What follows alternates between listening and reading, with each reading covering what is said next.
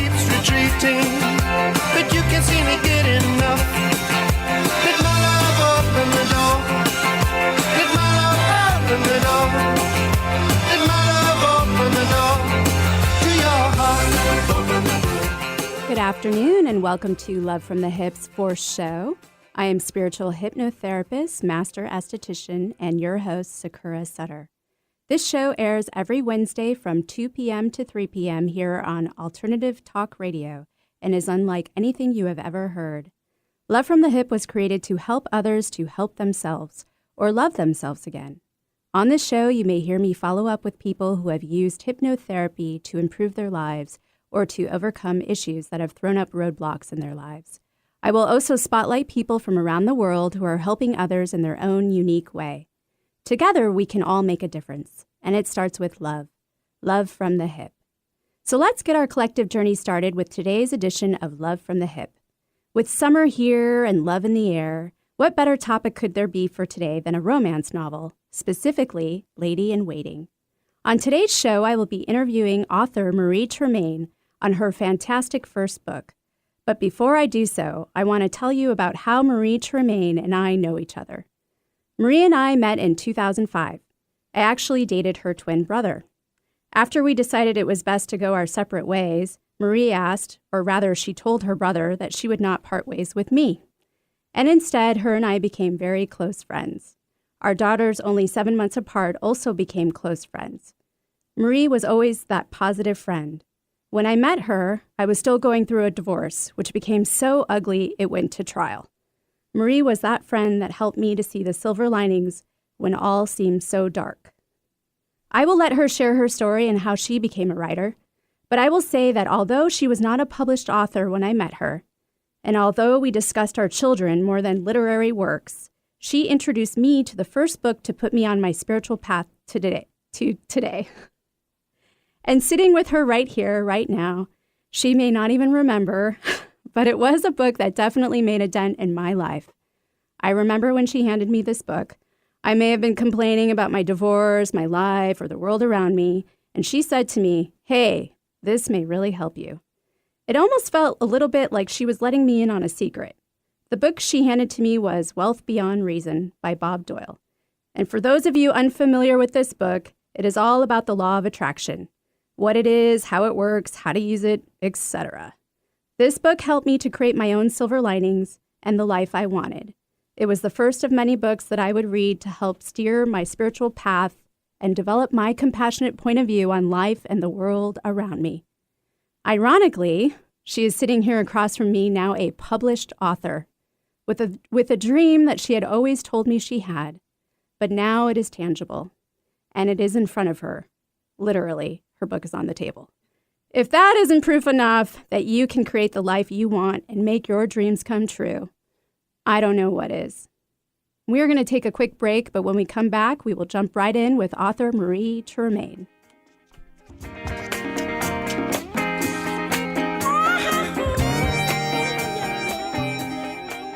Microneedling is a revolutionary treatment that can help reduce the appearance of acne scars, fine lines, pigmentation, wrinkles, even improve the appearance of stretch marks by stimulating collagen and elastin. Sakura Skin & Mind specializes in this procedure that jumpstarts your body's natural healing process. Sakura Skin & Mind believes in not only keeping the skin up to date with the latest trends in the skincare industry, but also keeping the skin beautiful, fast, pretty, painless, and affordable. Find out more at sakuraskinandmind.com. SAKURA skinandmind.com. Need help getting started with self-help? You came to the right place. Alternative Talk 1150.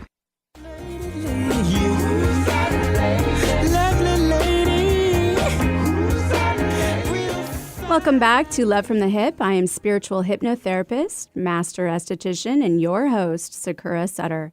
And don't forget to tune in every Wednesday from 2 p.m. to 3 p.m. right here on KKNW 1150 AM. Today, I am interviewing author Marie Tremayne. Thank you for being here, Marie. Thank you for having me. No problem. I want to get into your book, but first I want to talk more about you. Most people tend to believe that becoming a writer is an intangible mythical process, if you will, only available to the elite, but you, as unique as you are are much like everyday people. Would you say that this book happened because of luck, fate, or by using the law of attraction, or maybe all of the above? Yeah, absolutely. All of the above. I think we all have a path that we are fated to. I also think that as far as the law of attraction goes, aligning with your purpose and aligning with your goals is a big part of reaching them.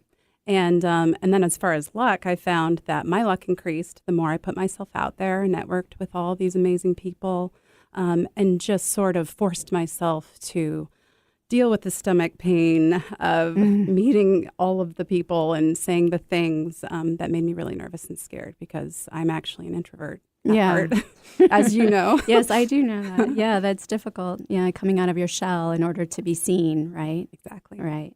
So how long have you been a writer? Not terribly long. I started, I've been thinking about it for years, 10 years, in fact. And then I started writing in 2014. At the behest of my husband, who told me, hey, look, you don't want to turn 40 and have talked about this for 10 years and not do it. You'll regret it. And it was because he said that I actually went ahead and tried. That's great. So he was the instigating factor. He was the catalyst and the inspiration. And how did you choose the genre of romance novels? I think it's really about what you like reading. I think if you like reading something a lot, you may do a better job of writing it. Now, that's not always true. I know some authors who really like to wind down with historical romance, but they write really great contemporary romance or paranormal. But yeah, that's what worked for me, was what I liked to read. And so what is your favorite book that was an inspiration for romance novels for you? Well, I'd have to say that one of my favorite classic authors of historical romance, aside from the, Jane Austens and the Georgette Hayers of the world, would be Lisa Kleypas. And she has been writing historical romance for a long time. And she was the one who I would be reading her books and it would sort of spark that interest, that intrigue, like, hey, I wonder if I could do this. This is so fun and accessible, and I'm really immersed in it. So probably one of my favorites of hers is Scandal in Spring. It's just a really great book. Okay. Yeah. All right. Awesome. But they're all good. And what was the inspiration for your book series?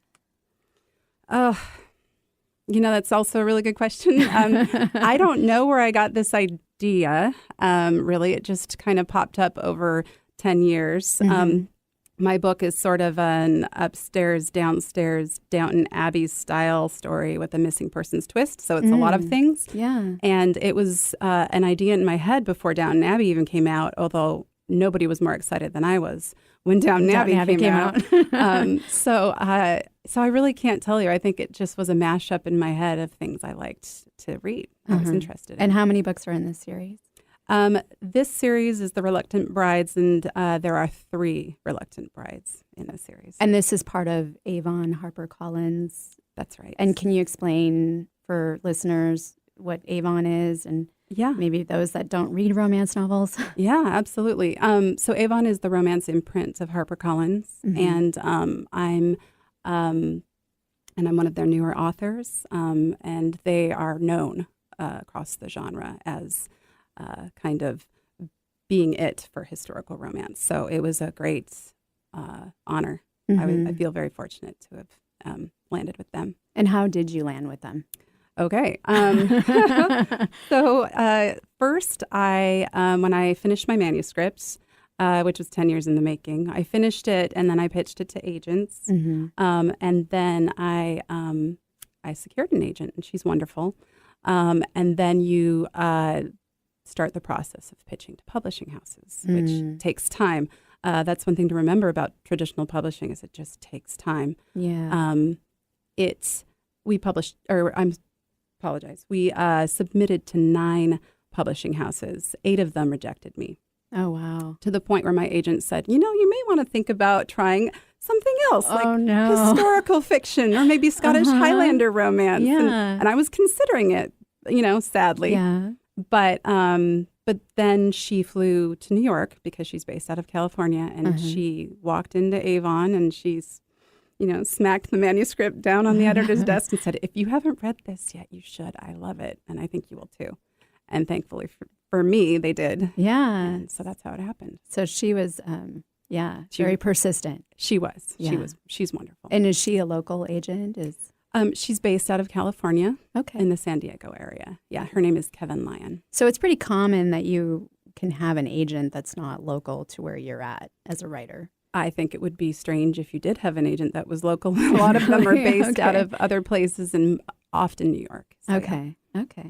Now, do you think with your book about being about romance, do you think that in general that gives people a sense of hope, or maybe as far as like finding love, or helps them to maybe spice up their current relationships? I hope so. I really do. I think, a good romance can be like a warm, cuddly blankie that you just curl up with and lose yourself in. And that's what I'm looking for. I'm not necessarily looking for all the accolades and awards, but if I can make somebody's weekend or their evening, hopeful and full, and if they can fall in love, while my heroine is falling in love, then that's the best reward I could have. That's excellent.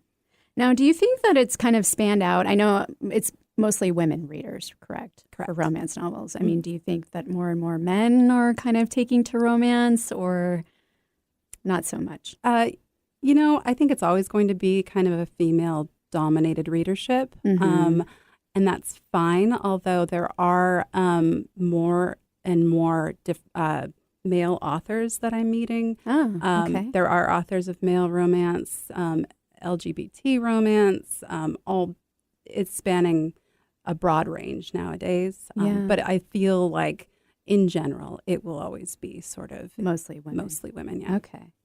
So do you wish you had started writing at a sooner age in your life? Yes and no. So, there's part of me that thinks, gosh, if you just started 10 years ago when you first had the idea, then you'd be 10 years into it and you'd have more time. But honestly, and this sort of goes along with, fate and your path. I don't know that I would have been ready 10 years ago, right? 12 years ago. I feel like I had to get there in my head. I mean, there was a lot of inward battles, mental battles, where I didn't think of myself as a writer, and I had to convince myself that I was, and take myself seriously before I could expect anyone else to. And I think that came with time for me. Yeah, that's great. Yeah, more of like, if you're not ready, maybe you wouldn't have gotten the book contract. It wouldn't have turned out the way you wanted it to. Yeah, yeah, absolutely. And seeing yourself and visualizing yourself as a writer and sitting in that, right, that space. That's great. That's great. So do you write under a pseudonym? I do. I do. Yeah, it's just one of those things, and I'm not the only one at all. A lot of us do, and particularly in romance, I think we like to have our, that side of things that's, professional side, and then the personal. But yeah, it's a lot of fun, and it also helps me slip into that identity. Okay, like an alter ego, if you will. Yeah. Okay, is that pretty common among a lot of writers? I think it is. It's, at least it is in my experience. But there are still quite a few writers who just use their own name. Use their own name. Yeah. It's personal preference. Yeah, I could see that. So, we're going to have to actually go and take a quick break, but when we come back, I'm going to actually have you tell our listeners a brief summary, or give us a brief summary about your book, Lady in Waiting. Okay. Bebop-Lula, she's my baby. Bebop-Lula, I don't mean maybe. Bebop-Lula, she's my baby. Bebop-Lula, I don't mean maybe. Bebop-Lula, she. Did you know that your skin is your body's first defense against disease and infection?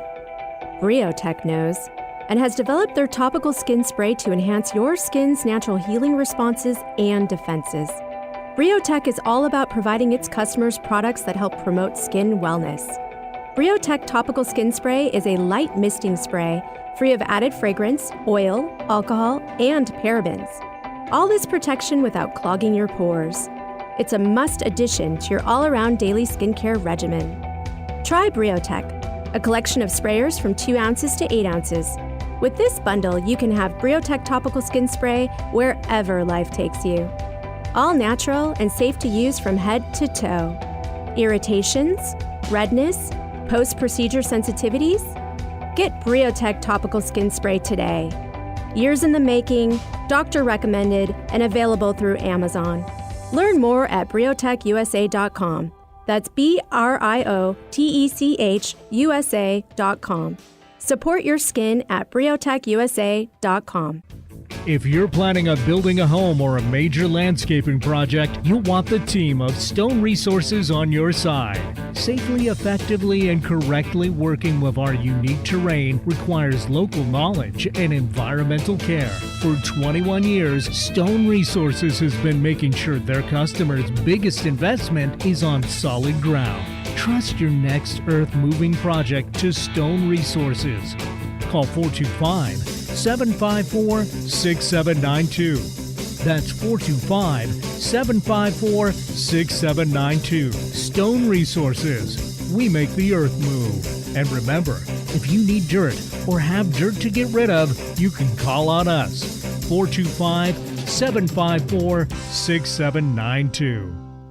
Your skin is your body's largest organ. Care for it properly, starting with your face. Sakura Skin and Mind offers several clinical facial treatments to help stimulate collagen production, eliminate toxins, boost circulation, and deeply cleanse. See a new you in your mirror. Clinical facials range from $90 and up. Do your face a favor. Sakura Skin and Mind, erasing wrinkles one clinical facial at a time. Learn more, sakuraskinandmind.com. SAKURA skinandmind.com. Talk radio for the heart and soul. Alternative Talk 1150. Well, she's the gal in the red. Welcome back to Love from the Hip. I am spiritual hypnotherapist, master esthetician, and your host, Sakura Sutter. And don't forget to tune in every Wednesday from 2 p.m. to 3 p.m. right here on KKNW 1150 AM. Today I'm interviewing author Marie Tremayne. And we're just jumping right back in here, and she's going to give us a brief summary on her book, Lady in Waiting. Okay, well, so it was a lot of fun to write. Hopefully it's a lot of fun to read. But basically, it's a story about an heiress. And her family's fallen into scandal because her older sister made an unfortunate marriage and eloped. And so her family decides to marry her off to a baron who ends up not being a very nice guy.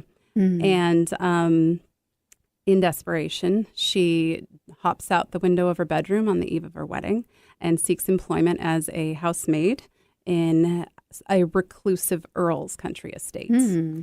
And she hides there, knowing nobody will probably find an heiress there. Right. But of course, she doesn't escape his notice for very long. And because she's not very conventional, and relationships are formed and they fall in love, and yet it's obviously very forbidden. Earls cannot have relationships with housemaids, and housemaids should know their place or get sacked. Uh-huh. And then eventually, of course, the Baron finds his way there. So yeah, it's a lot of fun. Wow. Yeah, that sounds like, it sounds very much like a Downton Abbey episode, if you will, but sure. Yeah, quite scandalous. Yes. Yeah. So I wanted to ask you, a lot of writers tend to use their life or apply personal characteristics to their protagonist or antagonist. Would you say that this is the case for you? It's, I think we all have life situations that we can draw on, difficult friendships or relationships where you felt maybe betrayed or anything like that. But honestly, I think as far as personality traits, she's kind of plucky, and I like to think of myself as plucky. I don't know. You're pretty plucky too. So. Hey, that's a good thing. But yeah, but what's funny is that the more people, readers I would meet at signing events, the more they told me that I looked like the model on the cover. Oh, absolutely. I agree with that. Which is funny because I didn't really mean to do that. but I may have inadvertently modeled my first heroine after what I looked like. So, oops, but it's funny. Yeah. Well, we all like to think of ourselves as a hero too, right? Sure. So, yeah, absolutely. First time out of the gate too. So are there any hidden secrets in your book? Hidden secrets. Well, I live in the Northwest, and the closest thing I can think of that would be a secret or an Easter egg, I guess, if you will, is if you're a Northwest listener.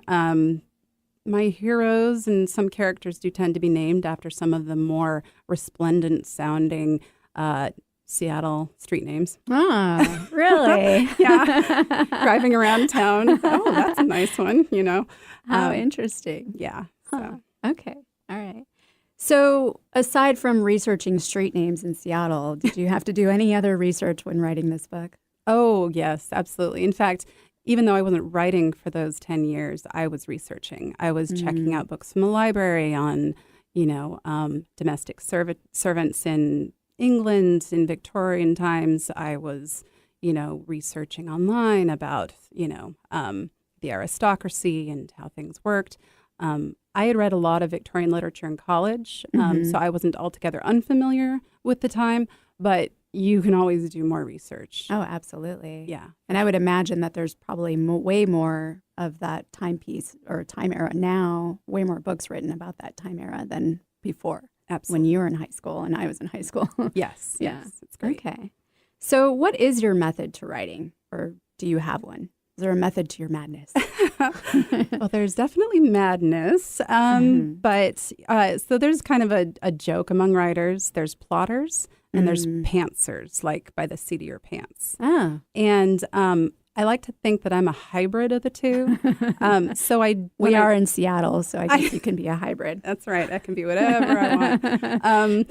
I do plot my story out before I start. I have a 20-square plotting grid, and I know where all my turning points have to happen, where my dark moment needs to occur, and then I set that aside, and I refer to it occasionally as I'm writing it. But then the scenes and the action specifics, I'm kind of pantsing it. So, yeah. Wow. Yeah. It's like a roadmap that I throw away after I start. Do you span it across your wall, or is it on your desk? A square system. I could. I keep it in my leather folio, and I pull it out when I need it. Yeah. Because I don't want to feel like I'm relying too much on it. But because honestly, the spontaneity is really where a lot of that magic happens. Where I would imagine. Yeah. And it kind of brings in the reader more when it's more spontaneous than scripted. Yeah, if you're not expecting it, then the reader might not be expecting it either, which is great. Yeah. So would there be any reason why you would tell someone to write one way or the other as far as being a plotter or a pantser? No, not at all. I think it's whatever works for you. Yeah. Quite honestly, writing is such a tough thing creatively that I would say if it were whatever works for you is great. Okay. And so now that you're actually getting paid for writing and your book has been published, has it become any less of a passion for you? That is a really good question. The answer is no, but I have had to adjust to working under weaving deadlines, often on multiple books at once, which is very tough because whenever I switch books, I have to kind of skim through the whole thing and get back into that headspace. Oh yeah, absolutely. All your characters and everything. Right. So yeah, it can be tough. It's a little more complicated, but I'm still very passionate about it. Yeah. And what's a typical deadline? Oh, does it vary? It does vary, actually, and deadlines move all the time. Publishing dates move all the time. I think my first book, the publishing date got moved 3 times. Oh, wow. And my deadlines moved accordingly. And so it can be anywhere from turn in your manuscript in 6 months, and that's subject to change if publishing dates get bumped or anything like that. Okay. Yeah, makes sense. Well, we're going to take a quick break, but when we come back, we're going to jump right in again and kind of pick your brain more on writing and all of that for our listeners. Okay. Well, since my baby left me, well, I found a new place to dwell. Well, it's down at the end of Lonely Street, that heartbreak hotel. was so lonely. I'll be so lonely I could die. Welcome to The Weekly Skinny.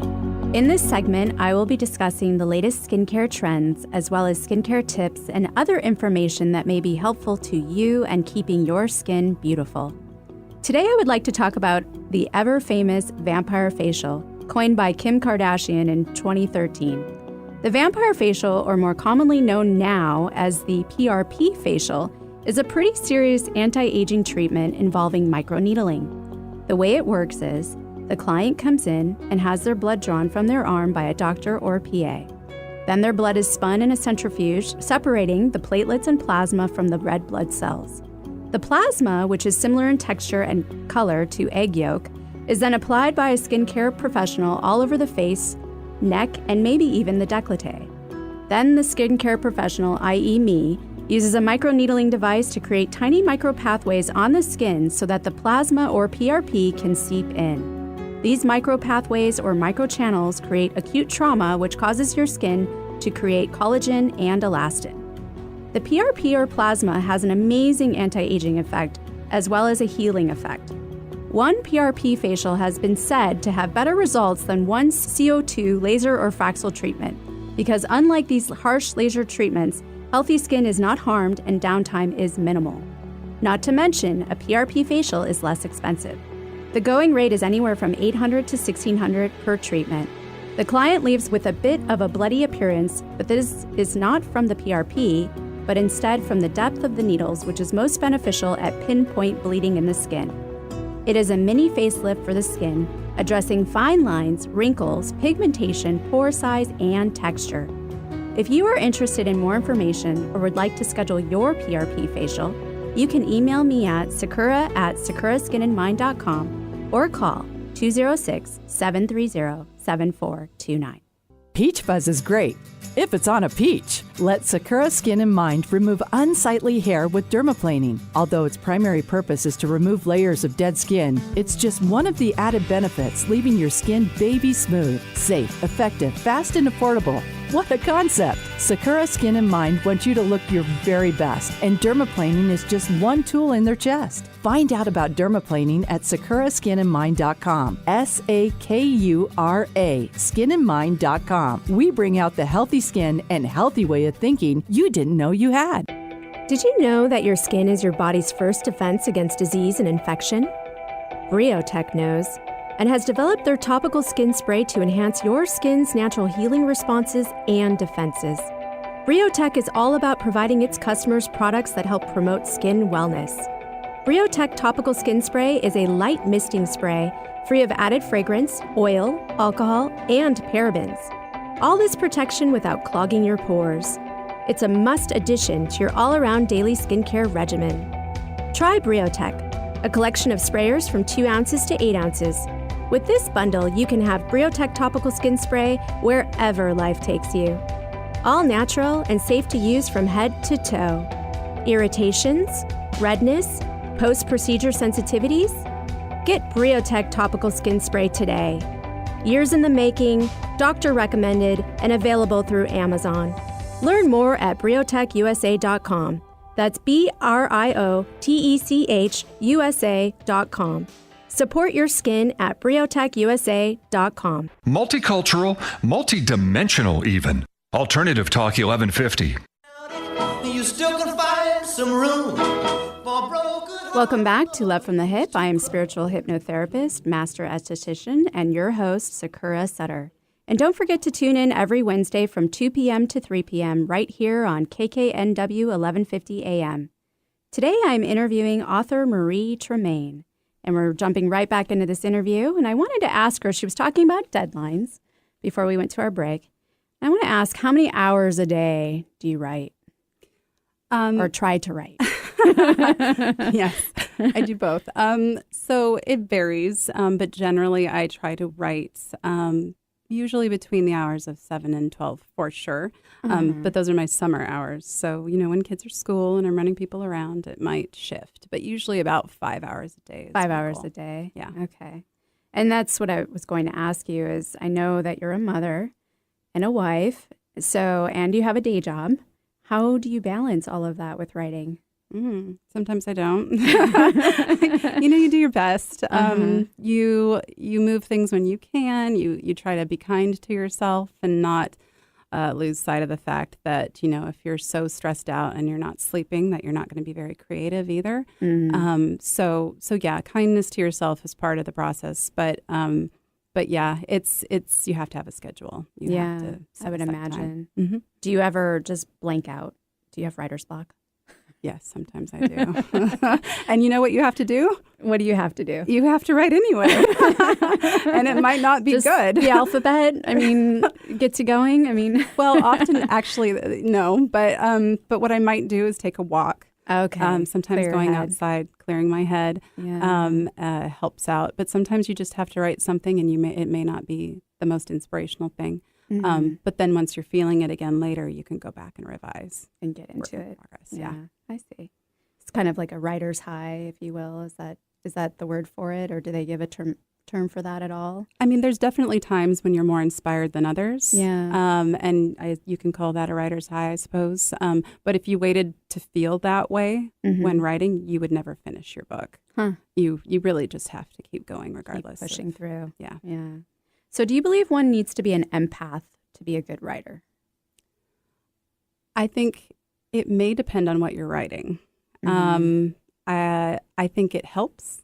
You'll be able to layer those characters with the emotions and the understandings a little better, maybe. But then I always think back to that movie As Good as It Gets with Jack Nicholson, where I think he was a romance writer and he was just this awful person who didn't understand women at all. No, no compassion. Right. So I don't know that it's necessary to be a good writer, but to be an empathetic writer, perhaps it's necessary. Yeah. Okay.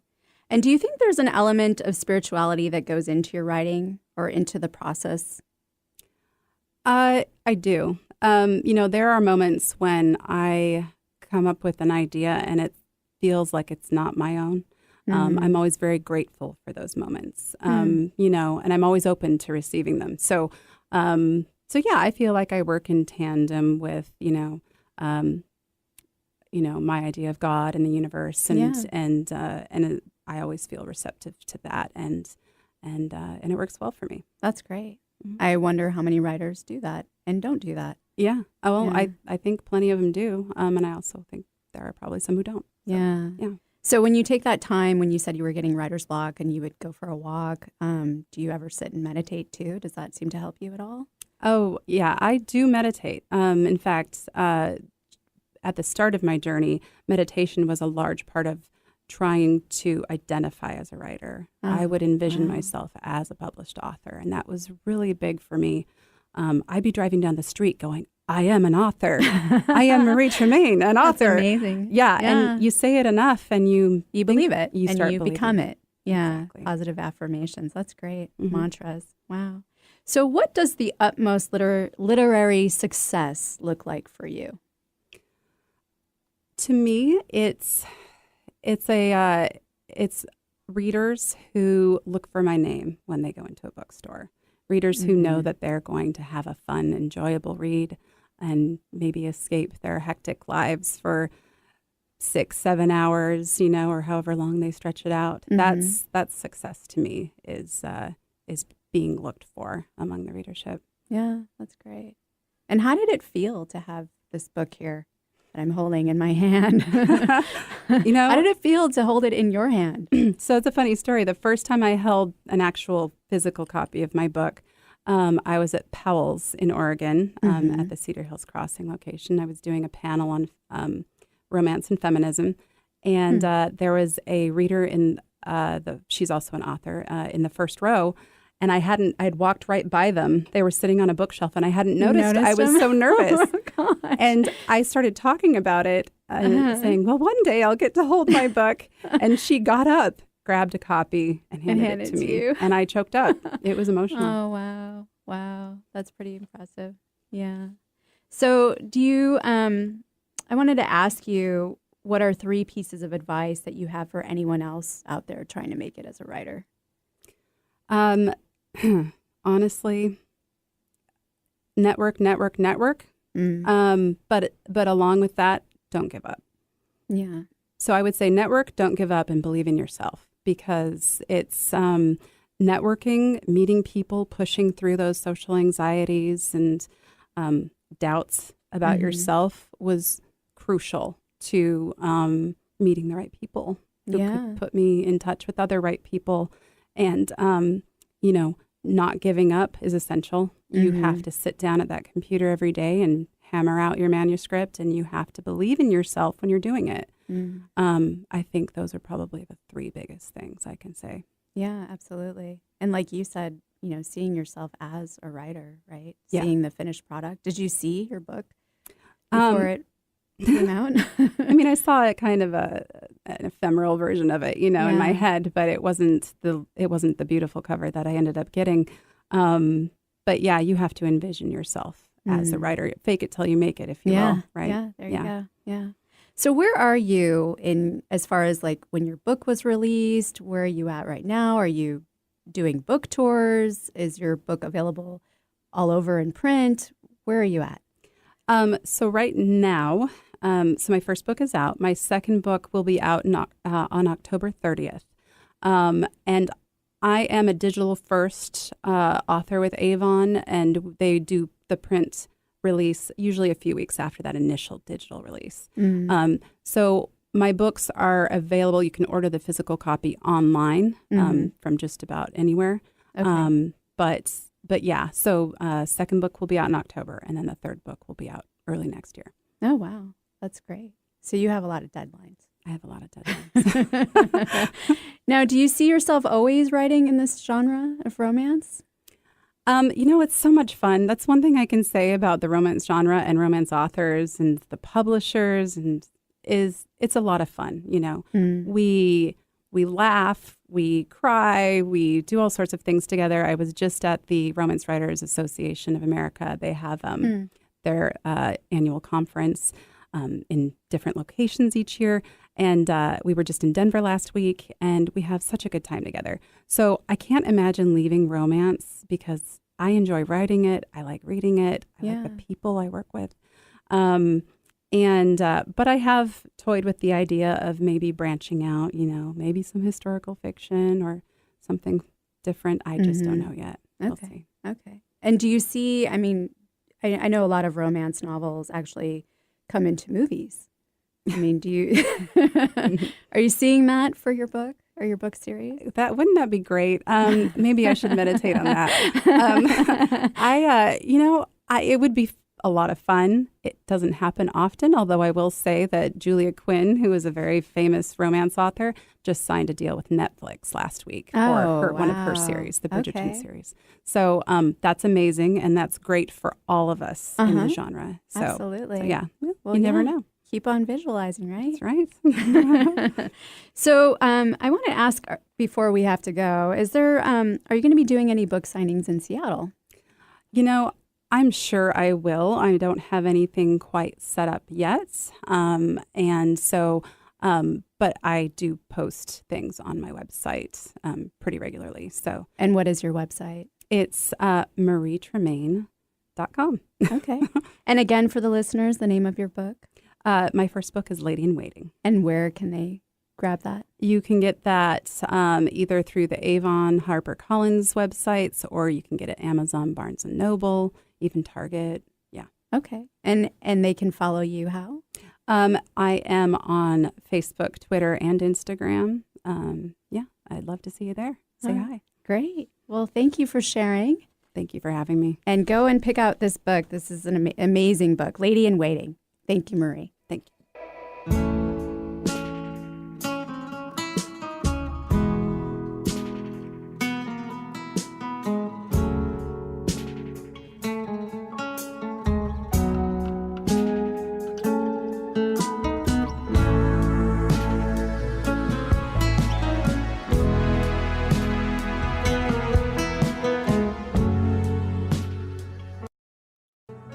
Microneedling is a revolutionary treatment that can help reduce the appearance of acne scars, fine lines, pigmentation, wrinkles, even improve the appearance of stretch marks by stimulating collagen and elastin. Sakura Skin and Mind specializes in this procedure that jumpstarts your body's natural healing process. Sakura Skin and Mind believes in not only keeping the skin up to date with the latest trends in the skincare industry, but also keeping the skin beautiful, fast, pretty, painless, and affordable. Find out more at sakuraskinandmind.com. SAKURA skinandmind.com. Hypnotherapy helps you discover and explore deep, sustainable life changes. Let Sakura guide your communication with your unconscious mind. Rid yourself of negative behaviors, fears, pains, and emotions. Weight loss, smoking, childhood trauma, chronic pain, and much more can be addressed. Begin healing now. Just $100 for the first session. Learn more, sakuraskinandmind.com. SAKURA skinandmind.com. Bring out the healthy way of thinking you didn't know you had. If you're planning on building a home or a major landscaping project, you'll want the team of Stone Resources on your side. Safely, effectively, and correctly working with our unique terrain requires local knowledge and environmental care. For 21 years, Stone Resources has been making sure their customers' biggest investment is on solid ground. Trust your next earth-moving project to Stone Resources. Call 425-754-6792. That's 425-754-6792. Stone Resources. We make the earth move. And remember, if you need dirt or have dirt to get rid of, you can call on us. 425-754-6792. Men, care for your skin properly, starting with your face. Sakura Skin and Mind offers their Gentleman's Groom Clinical Facial for just $120. Designed for your rugged skin, a deep cleansing clinical facial is like a 1-2-3 punch to wrinkles, age spots, and problem skin. Tame those brows, ears, and nostrils. Sakura Skin and Mind, erasing wrinkles one clinical facial at a time. Learn more at sakuraskinandmind.com. SAKURA skinandmind.com. Alternative Talk 1150. You're trying to get to me slowly, chipping away like... Welcome back to Love from the Hip. I am spiritual hypnotherapist, master esthetician, and your host, Sakura Sutter. And don't forget to tune in every Wednesday from 2 p.m. to 3 p.m. right here on KKNW 1150 AM. Today, I'm interviewing author Marie Tremayne. So, Marie, I wanted to ask you, for our listeners that are, starting to write or maybe have been writing or maybe just aren't there yet, what is the process of what is the process of publication? So it's funny because I think I thought when I started that you write this book and then stuff happens, and that's not true. I found that out really quickly. It's not that easy. No. So the first thing you'll need to do if you want to pitch it to a traditional publishing house is find yourself an agent. Mm. You have to query them. And there are lots of really great helpful guidelines online to how to construct a query letter and what to include with it, and it varies by genre usually. Mm-hmm. And then you'll need to do some research on which agent you'd like to pitch to. And by which agent, I mean which many agents you should be pitching to. Yeah, I was going to say. Right, because you should be pitching to a lot. Yeah. And I was actually pretty fortunate. I received a personal recommendation from an award-winning author at a literary agency, and I wanted that agent, and I pitched to her and two others, and I was rejected by the other two, and I got the one I wanted. So I was lucky. Nice. And so yeah, that's the first step, is getting your agent. The second step is that your agent then works with you to polish your manuscript if it needs it, and then they send it out in the world to the publishers, and we sent it out to 9 publishing houses. Wow. And it took around 6 months, not hearing things back. Finally, 8 of those houses rejected it. Mm-hmm. And then, the 9th, she kind of That was the one she got. That was the one. Hook and sinker. The one that I really wanted. So yeah. Wow. Well, So, that's great. Yeah, but it took time. You know, Right. these things just. So just being patient. Yeah, Right. that's Yeah. huge. I mean, isn't that part of the writing process too? Except when you're on a deadline. right, then you're not very patient. But yeah, no, it's part of the writing process. I think motherhood prepared me greatly for that. I learned patience through motherhood, and so then I exercised it a little more with the whole thing. So yeah. yeah. Well, that's great. And now I know you said there's going to be 3 books in the series, and Lady in Waiting is number 1. Can you tell us a little bit about number 2? I can. So number 2 is called The Viscount Can Wait. And the heroine in that book is the sister of the hero in the first book. Okay. And the hero of the second book is his best friend. Oh. I know. And he's a bit of a rake, as we like to call it in historical romance. We might call it a player. But he's a great guy, and she's very deserving of love, and so is he. So it's a fun story. Oh, great. And then you were talking about the 3-book series. Is there any future of doing another series? Yes. In fact, I'm putting together some proposals for my publisher right now. Couple ideas, maybe either an expansion on this universe that I've created with the first series, where I take the daughter of one of the characters and kind of expand their world into their own trilogy. Or I was considering something more later Victorian era, like 1890s, turn of the century, suffragette era type issues. So it'll really be kind of up to my publisher what they prefer, and they may even have some ideas as well. So wow. And then do you stick with the same publisher and the same agent, or?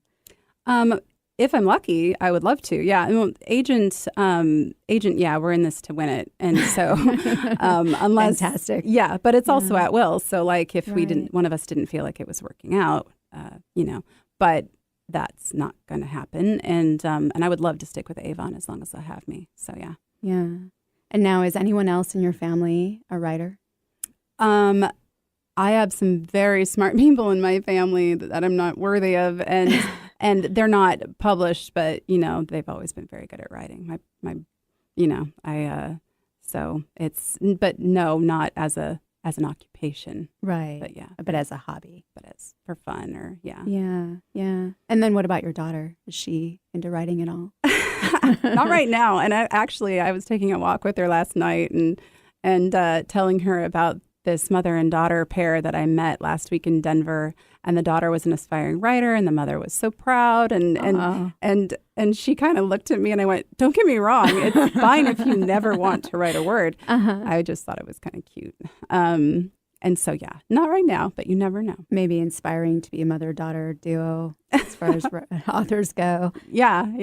You just So and it's funny because I didn't really see myself being a writer until I was probably in my early to mid 30s. So these things take time. It wasn't something I thought I was going to be doing ever as a kid or in my 20s. Although your background, though, you went to UW, right? Mm-hmm. And you have a BA in English? Yes, English language and literature. But I did avoid those creative writing classes. I think, and the irony is I think I was afraid of being judged. Really? Because it's such a personal thing to be creative, as an artist of any kind. And so that's the irony, because now I'm getting judged all day long online, Goodreads, Amazon. So yeah. But you got to get over those fears. Well, and I think personal, right? Because you have to put something in there, like personal stories or whatnot into your books. There is a lot of you that goes into your writing. Yeah. Even if you don't know it, even if it doesn't reflect specific situations in your life, it's all you. Everything you create, it's like a paintbrush on a canvas. It's you in a way. And That's a great metaphor. It's very personal. So sure. Yeah. So. And I would imagine being an introvert. Are you less of an introvert now? I mean, is this making you less of an introvert? I can bring out the Myers-Briggs. There's so many different introverts. I don't know if you've I've moved up a level or changed. Probably not. And I was an introvert the last time I took it last year. So it, I think I'll always probably be a bit introverted, but I like to think of myself as a friendly introvert, Like if nobody's talking to me, I'll stand in the corner and just shrink. But if somebody comes up to me, I'll give them a hug if it needs. So it's it has made me a little braver maybe in daily life. I would imagine. A little more confident, but still an introvert. Are most writers that you meet introverted? Yes. Really? Which is again some irony because, in this day and age, publishers expect you to be active on social media. That took a lot of adjustment for me because I love connecting with readers, but, but I don't want to be seen. But don't talk while to I'm me. doing it. Yeah, I know. Don't make me say something. So yeah, it gets a little easier with practice. It's like a lot of things. Right. I would imagine. But, it's probably easy, too, being an introvert and writing because you're able to kind of be behind the scenes. Yeah. Although I won't deny that, being on a panel and connecting with people isn't fun because it is. Oh, I imagine. You're meeting people from all over. Yeah.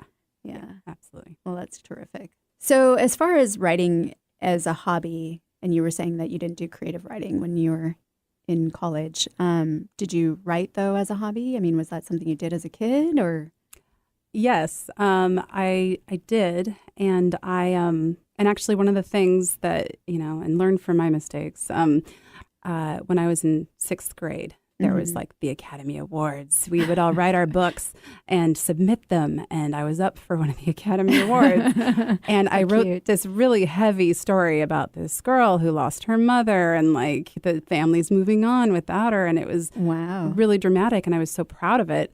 And I lost to a very charming story about a cat and a dog. And it really upset me. Ruined you. It did for a while. And I think that's sort of where things spiraled out of my, You're not a writer, right? All of that, yeah. And now when I started writing seriously and trying to take myself seriously, I was like, hey, look, my story was good. The cat and the dog story was good.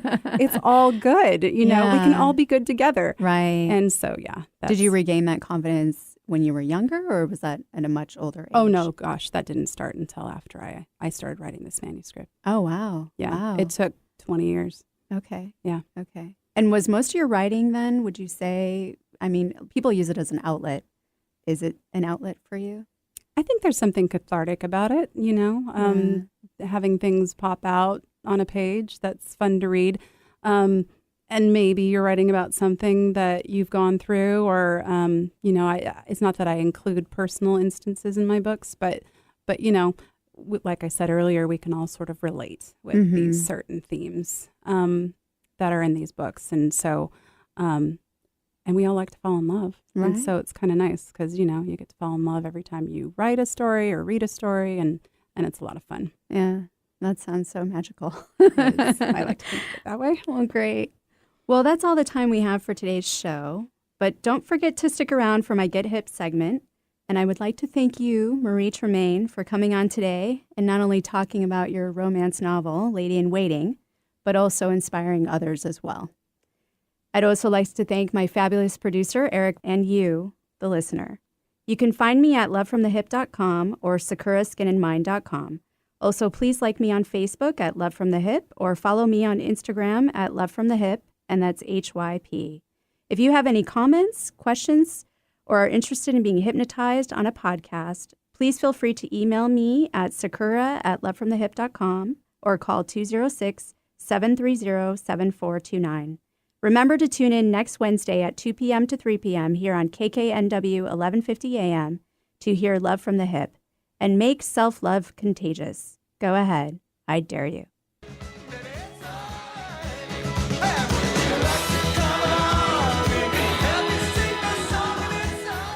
Welcome to Get Hip. In this weekly segment, I like to discuss hypnotherapy or other mind modalities, be it fun facts or maybe a recent session with a client. Today, I would like to discuss SRT, Spiritual Response Therapy or Soul Reprogramming Therapy, which I offer in my clinic. Most of us are suffering from programming that continues to bring us the same unfortunate circumstances. This programming may have been established in the womb, at birth, in this lifetime, or in past lives. Until we recognize it on a subconscious level, we are unable to clear it, and sometimes this involves learning the history of it. SRT was originally called response therapy and founded by Dr. Clark Cameron, a sociologist. Dr. Cameron, having studied clinical hypnotherapy, knew that an ideomotor response was extremely important for locating hidden messages that cause daily problems in life. An ideomotor response is a finger lift or an eye movement. Dr. Cameron believed a pendulum could function as a tool for an ideomotor response and began using it with his patients. In 1985, Dr. Cameron and his wife introduced it to Robert E. Detzler, a Unity minister, who later added spiritual aspects to the method and renamed it Spiritual Response Therapy. He created a series of charts to be used with a pendulum to help people find out what programs they have running, why, and when they were established, as well as the process of clearing them. Robert E. Detzler and his wife moved to Washington State in 1990, where they set up the SRA, Spiritual Response Association, an incorporated nonprofit religious educational organization. I use SRT often in combination with hypnotherapy as well as EFT, Emotional Freedom Technique, to assist my clients in overcoming their issues.